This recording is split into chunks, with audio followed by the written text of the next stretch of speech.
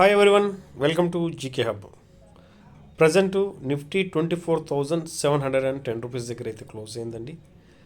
దీని తర్వాత స్ట్రాంగ్ మూడు సపోర్ట్స్ గురించి మాట్లాడుకుందాం. 24,600, అలాగే 24,600 సపోర్ట్ గిన సస్టైన్ అవ్వకపోతే ఈ విధంగా డౌన్ సైడ్కి బ్రేక్ అయితే నెక్స్ట్ సపోర్ట్ ఏమవుతుందండి, 24,478 అవుతుంది. సో ఇక్కడ మార్కెట్ సపోర్ట్ రెస్పెక్ట్ చేసినట్లయితే అప్ సైడ్కి మూవ్ చూడొచ్చు.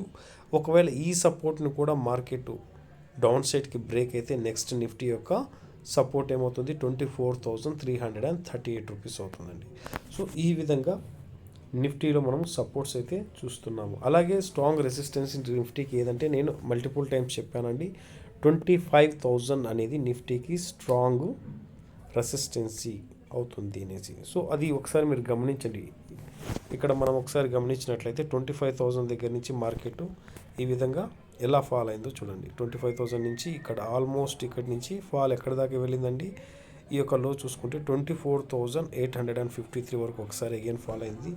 నెక్స్ట్ ఇక్కడ వాల్యూ గమనించండి, ఇక్కడ మళ్ళీ అగైన్ 25,000ని డౌన్ సైడ్కి బ్రేక్ ఇచ్చిన తర్వాత ఆల్మోస్ట్ సేమ్ 24,862 వరకు అగైన్ ఫాల్ అయిందండి. అలాగే 25,000 మేకర్ బ్రేక్ జోన్ వాల్యూ అనుకున్నాం కదా, ఈ వాల్యూని బ్రేక్అవుట్ ఇచ్చి సస్టైన్ అయిన తర్వాత ఆల్మోస్ట్ 25,150 వరకు ర్యాలీ అనేది జరిగిందండి. సో ఈ విధంగా అగైన్ కంప్లీట్గా ఇక్కడి నుంచి చూసుకున్నట్లయితే ఎప్పుడైతే 25,000కి అగైన్ మళ్ళీ బ్రేక్ ఇచ్చిందో డౌన్ సైడ్కి కంటిన్యూ మార్కెట్ ఇప్పుడు ఇక్కడ వరకు ఆల్మోస్ట్ ఫాల్ అయితే జరిగింది.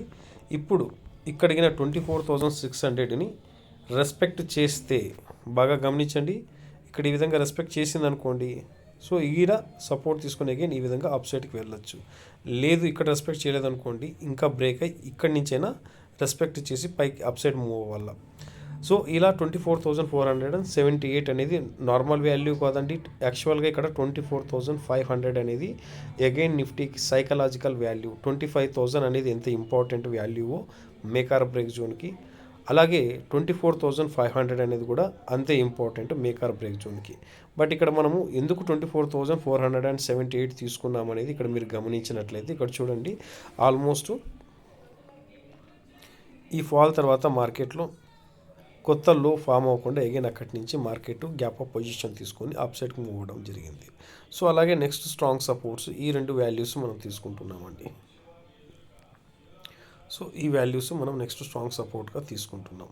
సో క్యాండిల్స్టిక్ ప్యాటర్న్ గురించి అవగాహన లేకుండా మార్కెట్లో చాలా రిస్క్ ఫేస్ చేయాల్సి ఉంటుందండి. మీకు ప్రాఫిట్స్ అనేది గెయిన్ చేయాలంటే చాలా కష్టం అవుతుంది. ఆప్షన్స్ అంటేనే హై రిస్క్ హై రివార్డు. నా సలహా ఏంటంటే ఆప్షన్స్ బదులు క్యాపిటల్ని బిల్డ్ చేసుకోండి, ఫ్యూచర్స్లో ట్రేడ్ చేయండి, లేదా స్టాక్స్లో ఇంట్రాడే చేయండి, బై కానీ సెల్ కానీ నో ప్రాబ్లం. ఇంకా బెటర్ అనుకుంటే ఇన్వెస్ట్మెంట్ చాలా బెటర్ అండి. మీరు చూస్తున్న రాకేష్ జుంజునవాలా, కోర్స్ ఆయన ఇప్పుడు లేరు అనుకోండి మనతో, వాళ్ళ వైఫ్ అయినప్పటికీ కూడా విజయ్ కేడియా అవ్వచ్చు, లేకుంటే ఆర్కే దమాని డిమార్ట్ యొక్క ఓనరు రాధాకృష్ణ దమాని, వీళ్ళందరూ ఇన్వెస్ట్మెంట్ ద్వారానే మళ్ళీ వాళ్ళు పైకి రావడం జరిగింది. దాని తర్వాత నెక్స్ట్ యాక్టివ్ ఇన్కమ్ వేరే, ప్యాసివ్ ఇన్కమ్ వేరే అండి. సో ఇన్వెస్ట్మెంట్లు ప్యాసివ్ ఇన్కమ్ అవుతాయి.